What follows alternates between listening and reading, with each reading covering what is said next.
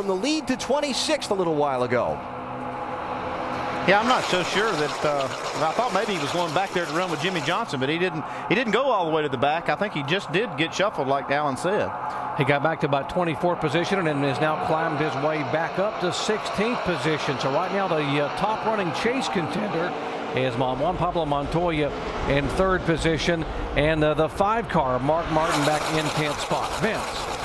Well, as you said, they're starting to pick their partners right now and decide who they're going to dance with. And listen to this conversation, very interesting, between Mark Martin and Dale Jr. The 88 needs to move down 2 foot off that wall further so I can push him better. I can't get up on him with him up that close to the wall. Junior wanted to know if Mark wanted to go with him, and thought it was interesting. Mark Martin eventually said it's up to him. He's the one that's supposed to know the wind, and then he kind of chuckled. So he's hoping they know the wind as they go to the front, Dave. Now, Vince, as the 88 moves in on Robbie Gordon, he's now got Mark Martin back behind him. Junior was told that Mark didn't really feel comfortable with Junior being up close to the wall like that, and that's why he wasn't going anywhere with him yet, or falling back just a little bit. And Junior said, I didn't mean to do anything. I was just kind of running up there to see what would happen. No big deal. I'll move down. So he's back down on a lane that's a little bit further off the wall. Mark's now comfortable with him if they want to take a shot as teammates. That bottom lane now with David Reagan beginning to move up a little bit. And you see now the 88 and the 5 move down in front of the 6 there, as they will use the bottom line. Now the 88 moves down, as does the 5 car. That was 9th, 10th, and then the 13th place car on back. Well, we're inside of 25 laps to go now, so some of these guys feel like that they need to start making their move, getting themselves positioned for the end of this race. 09, Brad Keselowski moving back, and he will fall in behind Carl Edwards. Yeah, it looks like the gloves are going to start coming off now. Inside of 20 laps, I'm sure it's going to be crazy. You see now everybody getting antsy. Okay, don't wait too long. We're going to go. Let's go. Folks, in 4 of the last 8 races at Talladega, the race winner has led 3 or fewer laps in the race. That means they normally don't get there until it's time to go and wave that flag, and these guys are all got a shot at it. Now look at Jimmy Johnson. He's moving up on the back of this pack and starting to pick the throttle up, starting to turn a little bit faster laps each time by. Well, he's starting to try to get himself positioned with some other cars here that he knows can help him go forward. Yeah, what he doesn't want to do is, if he's got somebody that he wants to draft with, he doesn't want them to get up to the front without him. So if they're going to go, he almost has to go. Yeah, you see in that group down on the inside, Tony Stewart and Ryan Newman, obviously teammates there. They've started making their move towards the front. Earnhardt Jr. makes a move and takes the 5 car with him. He now will look to the high side and now look underneath the 17 car. Junior to 2nd position. Will he take the lead as he goes underneath McMurray? Oh, yeah. Making everybody here happy. Now he's got some help from Casey Mears. Now you can bump down the straightaway, so all of that's okay. Just don't send him too far off as you get down into the corner. So the 5-time Talladega winner now leads. Will be 20 laps to go this time by. You see Jamie McMurray still there. He's got help and teammate Matt Kenseth right behind him. We see Junior really doing a good job of watching the mirror. He saw the momentum coming on the top. He slides right up in front of Jamie McMurray, gets the push. Now he's still the leader. Yeah, that's what he, just like his dad in that respect, so good at knowing exactly when to move up and take advantage of that draft that's coming. There comes the 48 car, Jimmy Johnson moving up. So we've got to be cautious here. It might be easy, but being cautious because we're losing the draft. You're going to get him. You're going to get him. Yeah, and I agree right there. What you heard him say, he's about to lose the draft. Well, Michael Waltrip was back at the back of this, and he did lose the draft. He's back there with another 4-car group that completely lost touch with this lead group. Yeah, but you're going to have a hard time losing it right now as long as you got somebody around you, because they're racing 2, 3, 4 wide now. So they're making a big hole. You've got plenty of room to get there. Again, we have not had the big one, and hopefully we will not have the big one at Talladega. The wreck everybody talks about, the multi-car, 10, 15, 20-car wreck, 20 laps to go, 33 cars right there in the points leader, Jimmy Johnson being shown in 30th position. See, the 26 car had been right on Dale Jr. for quite a while. I think he had to get off. I don't know if he was worn there, if he just had to because of cooling aspects. Probably because of that. You see him making a move now on Junior. Coming by, point standings across the top of your screen. You see Mark Martin has closed the margin to 44 points, and McMurray takes the lead and brings Casey Mears and David Reagan with him. Okay, this is going to be a good opportunity now for Junior to get Mark Martin right behind him, and Brad Keselowski is right behind Mark Martin. Now you've got really 3 Hendrick cars lined up. Mark Martin goes by Junior, and now Jeff Burton will pull up in front of Mark Martin to try to pull that top line back toward the front. Yeah, I'm really liking what I'm seeing with Jamie McMurray, though. That's a fast race car, and Jamie's really good at drafting. He's run well at these plate tracks. Another guy doing a great job, David Reagan, who won the nationwide race here earlier. He's right up there in the mix. Oh, check this out. Look at Edwards going through the middle. Look at Carl Edwards. He said the only thing he wanted to do today was finish the race with all 4 wheels on the ground. Didn't happen here back in April. Well, we still got 18 to go here today, too. So I hope for his sake that he's able to do that also. Look at this. 3 wide, 18 laps to go. 35 cars on the lead lap. It is Talladega NASCAR style. And look at the damaged 2 car still hanging down on the bottom of the screen. There's the 2 car of Kurt Busch from 2 laps down. Yeah, still right in the middle of this thing with his car completely destroyed on the right side. He's able to hang in there as long as he can stay tucked up on somebody and he has a car behind him. That helps him. There's an aerodynamic disadvantage that he's at with his torn up race car. Doesn't really matter as long as he's in the middle there. I don't think he could get out front and lead. Look at Jeff Gordon up there with a bump draft on the 17. And that everybody, look at all the cars bump drafting down the back. Chain reaction bump, the 17 into the back of the 88 car. And now here comes Earnhardt Jr. again. I'm sure these guys, as long as they're in a pack, they're figuring NASCAR can't watch everybody, so hopefully they won't be looking at them whenever they take a little bit of a chance there. Here comes Casey Mears. He wants to lead now. So going to be moving in on the 43 car of Reed Sorensen very soon to go by him. There's the 43 right in front of him. Look how quickly Mears went back. He went to try to make a move for the lead and gets shuffled back, and he's back in about 14th now. Remember, David Reagan running the brand new Ford engine, the FR9 engine, 3 years of development, the first time they've had it out of the box, and running up front here at Talladega. So is the 17 car, by the way. Yeah, they have to feel good about what they've seen here today. It's lasted. It has seemed to have really good power. So that'll give Doug Yates and his people really good feeling as they get that engine ready to go to Daytona. Yeah, he'll have a whole lot better feeling in 16 laps after they really finish the race. He wouldn't want you to be saying that just yet. But looks good so far.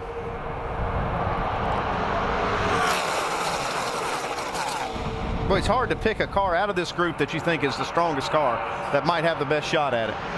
Really not. And you know, we talked about when they were riding around, they were bored. They're obviously not bored now. But the amount of skill that it takes to do all of this, not crash, not run into each other, it's just amazing. When I watch these guys, it's just simply amazed as you see David Reagan trying to go for the lead on the inside now.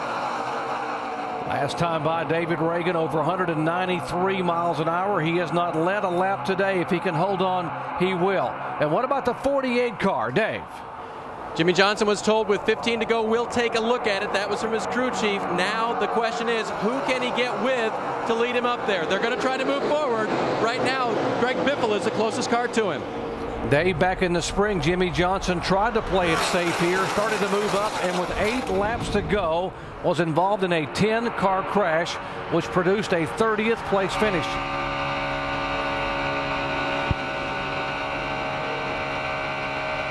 Well, I think that 16 car is a good car to draft with for Jimmy Johnson.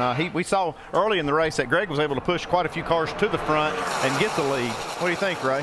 Well, I think so. And we've watched Jeff the 24 slide to the back, and we were wondering if he got shuffled back there, and he's moved up slow. And I've heard him say before and say on the radio he didn't want to make his move too fast. So I might be holding the reins back on him a little bit and telling him, hey, keep that 9 car in your mirror because he's been able to push all the way back up there again. All right, Jimmy Johnson at 48. We heard Chad Canals saying, hey, it's going to get a little nervous up there. Calm down a little bit. Jimmy's like, I'm going to get, man, they're losing a draft on me. I'm not convinced right now that Johnson's got a strong enough car to get his car to the front, guys. He's still in the very back of this lead draft right here and can't seem to get anything done right yet. I'm not convinced yet, guys. Yeah, he's not totally worried, though, Rusty, about getting to the front. He's worried just about not wrecking and losing a huge amount of points today. This is a race they've given up the opportunities. We see Dale Jr. going for the lead right here. All the way down on that yellow line, double yellow Check out line. Strimmy on the top side, though. He's got Keselowski pushing. Yeah, we saw that 09 push his way all the way to the front here earlier this year. See, McMurray had thoughts of going up there and blocking that momentum. Made a good decision not to. Yeah, where do you go now? You got him on the high side and the bottom side coming at you. But he's got a fast car and his teammate right behind him. I think I'd try to keep him there. Bottom lane, David Reagan trying to push the 88 of Junior by. McMurray in the middle lane. And up high, the 12 car in the 09, Keselowski and David Strimmy.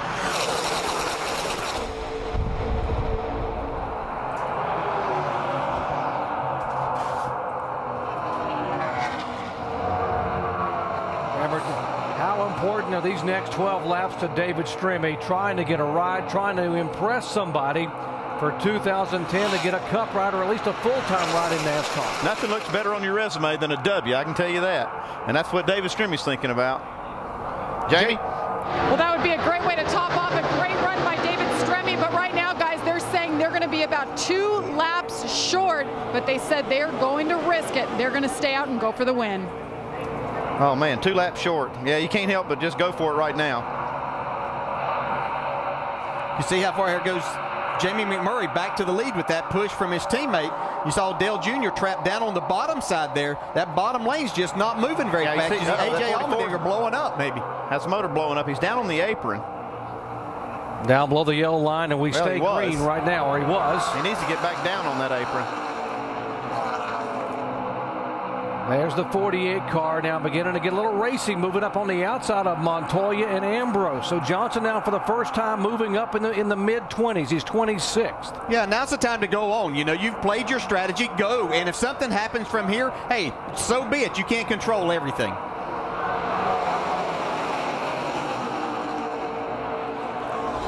Most of the guys in the garage area on Friday were talking about after practice that you got to wait till about 10 to go to make the move. It was 10 to go that time by here at Talladega.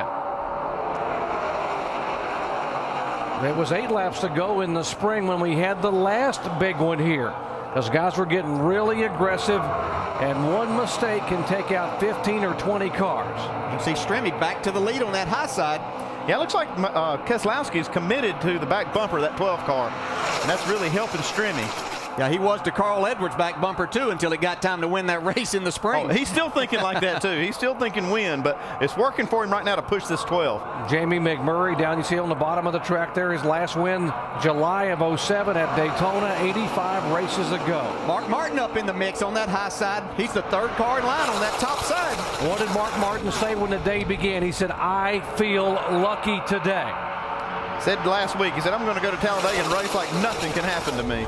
He finished 43rd here in April. Inside line now beginning to move. There's McMurray. There is Kenza. And there is Jeff Gordon. Kyle Busch in the mix, who won the truck race here yesterday with a great move on the last lap. Keselowski, though, he is just glued to David Strimmy, and it seems to be working. That inside lane will get the advantage, but then that outside lane starts coming back. Uh-oh, see him getting Strimmy a little squirrely. Yeah, you got to be careful right there. See Jimmy Johnson back there in the pack. He is caught in heavy traffic, looking for a place to go. Looks to the inside of Bobby Labonte, but there's no room down there because Harvick is there. Yeah, Jeff Burton trying to pull that line on the inside up through there. Junior's caught in that also, along with Robbie Gordon. Update to 48, Dave. The problem for Jimmy is he really didn't have a clear picture of who to go with. When he tried to go forward starting a couple of laps ago, he said, any ideas? Chad, his crew chief, radioed back, pick him off one at a time, and so far he hasn't found that great partner to run to the front. He's hooked up with the 2 now. Dave, we've now had 57 lead changes. Look at the 2 car now, dive down in the middle groove there, and the 48 goes with him. Well, you're going to have to make some daring moves right now and just go where you think that you can go the fastest, not lift out of the throttle. That's the important thing, is you're going forward right now. They are reminding, meaning NASCAR, is reminding all the drivers that you cannot bump draft in the corner. They want to see daylight between the cars in the corners. I'm having a hard time finding daylight in the whole field right now. Folks, 16 times here at Talladega, the winner of the race made the pass for the win on the final lap, including 3 of the last 4 October races. Jeff Gordon right to the rear deck of the 17. Not much daylight right there in that first 7, 8 cars, 9.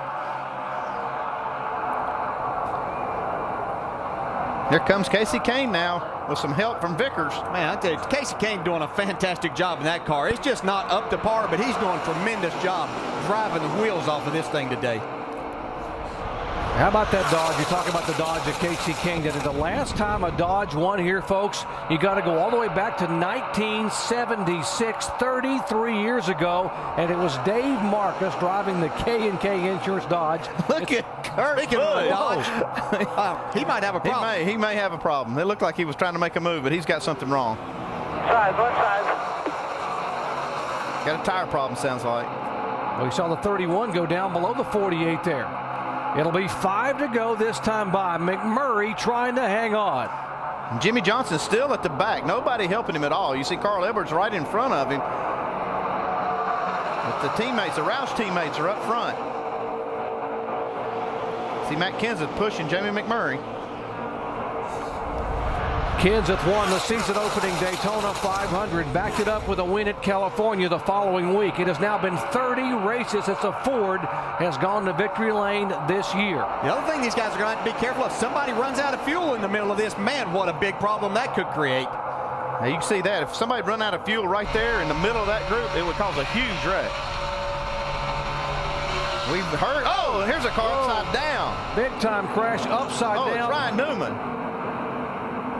See Kevin Harvick there, Marcus Ambrose. Ambrose is there, comes across, Harvick stops, and Newman's car comes to rest upside down on its roof.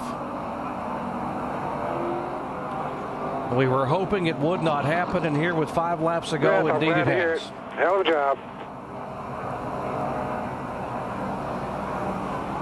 I don't know what started that, but you see quite a bit of damage on that car. Flipped over 3 or 4 times. Yeah, I was looking out the window, but I could not see. That's so far, that's the furthest point away from us. Just couldn't tell what was going on there. The safety crews are there immediately. They get in the car and will try to communicate with the driver. Kevin Harvick has pulled his car away.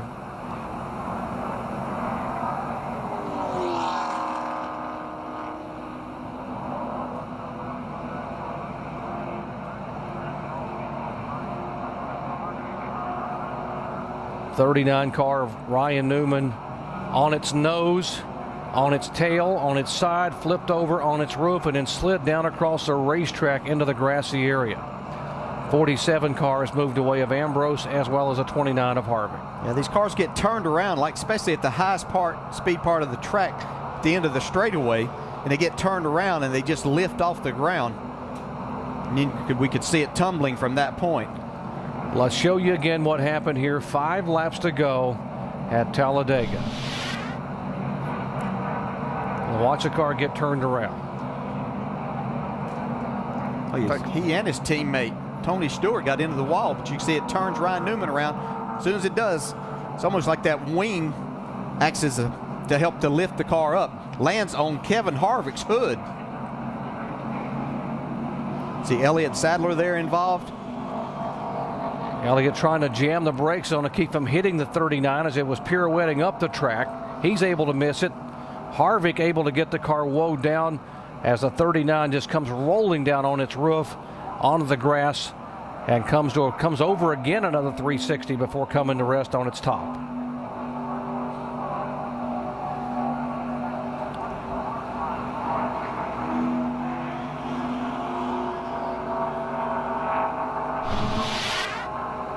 As you see him work with Ryan Newman here, these safety crews have been instructed as to what to do in these type situations.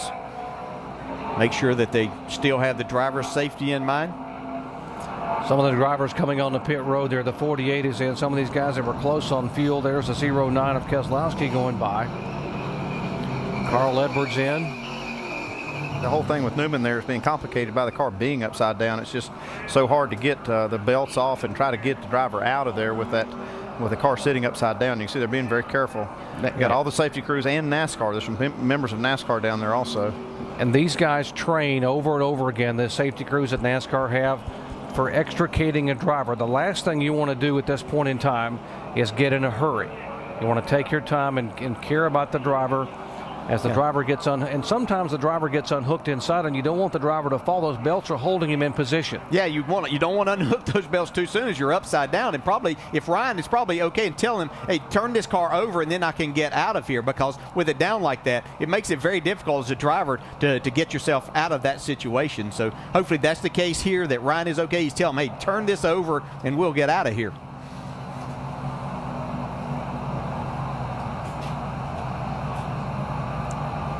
Now they have stopped the cars on the backstretch, 3 laps to go, because there will be a tremendous amount of cleanup here. There are the cars lined up on the back straightaway, and there was debris all over the racetrack. 29 car of Harvick has been on and off pit road a couple times trying to get some of the damage beaten out. It was hard to tell exactly what. Those guys were in the outside lane, and it was Harvick and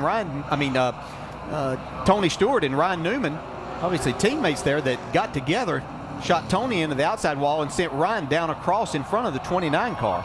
And Marcus Ambrose was there too and did a really nice job of staying away from the 39 and the 29.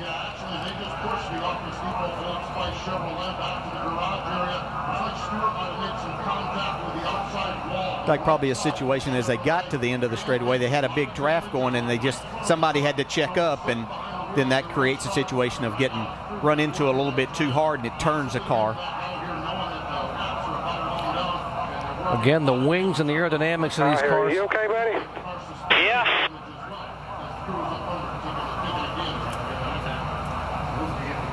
And that was Ryan Newman on the radio. You just heard a moment ago as the crew asked him if you're okay. So obviously still buckled in the car, okay, able to communicate. And that's why NASCAR, as you said, DJ, is turning the car over as opposed to trying to get him out of the car. If he were seriously injured, they would have tried to get him out quickly and get him away. But now they can afford to turn the car over knowing he is strapped in and buckled in and okay. And you can see as they're turning this car over, it's not the first time they've done this. They have this. They've practiced these things and trying to help. But when that car lands on that top, even though these cases are really strong, it'll push that roof down, and it just makes it difficult to try to get out. And I'm sure that Ryan was communicating that again, and this is what they're doing a fantastic job. And once again, the safety of these race cars take a spill like that, and it's great to hear Ryan Newman's voice. Backwards, on its nose, on its side, on its top, over 360, down across the racetrack, on its top, onto the grass, and now being gingerly turned back over onto its wheels. I'm impressed how ginger they were able to do that. I thought they would have to flip the car over and let it land, but they did a good job of safely getting the car turned over and set back down without another kind of a big impact.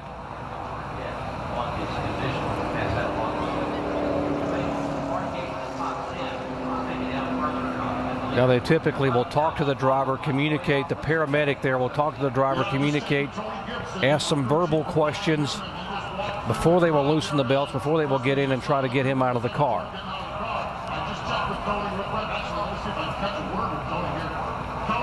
Now the question is access because of the roof of the car, even with the bars pushed down a little bit and limiting the space that the driver has to be able to get out and then get him out.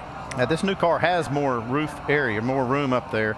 It's got quite a few inches there over the car that we used to run, so that's a benefit. But it does get he was on that roof a long time, and it landed on its roof, so it probably knocked that thing down. So they're going to try to cut it. They're going to try to cut access there, and this is for two reasons. Obviously, the limited access and having it bent down, but typically the protocol is you want to be able to get the driver to come straight up out of a car. Medically speaking, that's the protocol. You don't want him bending too much if you've had this kind of tumble, at least initially. Indeed, that's good news from Tony Gibson. Ryan Newman is all right. We just joined our coverage. This is Ryan Newman, whose car somersaulted with 5 laps to go. The crew has radioed Ryan. He has said he is okay in the car. He is still in this car, buckled in, and we have the field stopped on the backstretch here at Talladega under a red flag with just 3 laps remaining. They've got a hydraulic device out there. They're going to cut the roll bars and cut this roof where they can get some really good access to Ryan.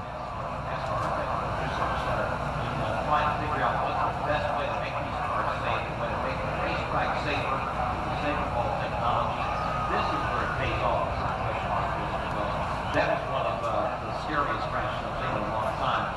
And you're both looking at the monitor here on the screen. You can see there's NASCAR officials on the scene right there with the safety crews. Yeah, there's a guy there that looks like he's talking to Ryan Newman as he sits there, just making sure that he's okay and understanding what is taken. We are being told we can get confirmation from NASCAR next door that they have confirmed with Ryan he is awake and alert. And the reason they are doing this is because of what we just talked about, the limited access. The roof is pushed down. They're having trouble getting to Ryan, so rather than trying to squeeze him out of a narrow opening, they're going to go ahead. The car is already destroyed, so they're going to go ahead and try to pull the roof off so they can pull him out of the car without having any problems with getting him against some of this sharp metal in the narrow areas. I think if they had some injuries they thought that were serious, that they needed to get him out quickly, they would be doing a lot quicker job here. But now they're just going to be methodical, knowing that he's okay. They can be very methodical about how they take this roof off and get Ryan out of the car without causing any further injury. We were so hoping we would escape the big one. This is not a big one in terms of numbers of cars, but in terms of the violence of the rollover by Ryan Newman, the contact. And we'll show you again what happened here to bring out this caution. Watch here.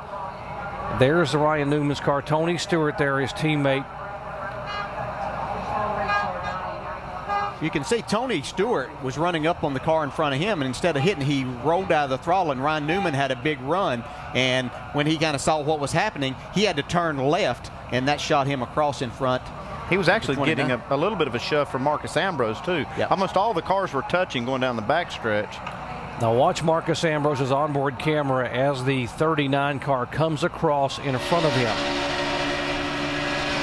See right here, he gets that. The second hit, that shot him over in front of the 29, and then when he got turned around backwards when the car lifted off. See, that bump there, that turned Tony. Wow. You can see the car up in the air down on the inside. Unbelievable. It lands upside down on the hood of the 29 car of Kevin Harvick. Now watch it as it happened in real time.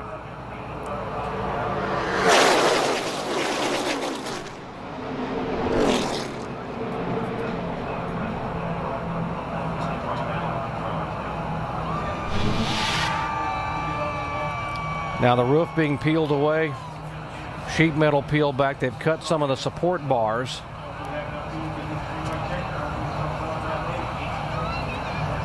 They have an area behind Talladega Speedway where they have cars that they have specifically built to train these guys to do this. There's the last bar being cut. They folded back, and now they should be able to get, and Ryan Newman climbing out. How about that? Wow. What a great sight that is.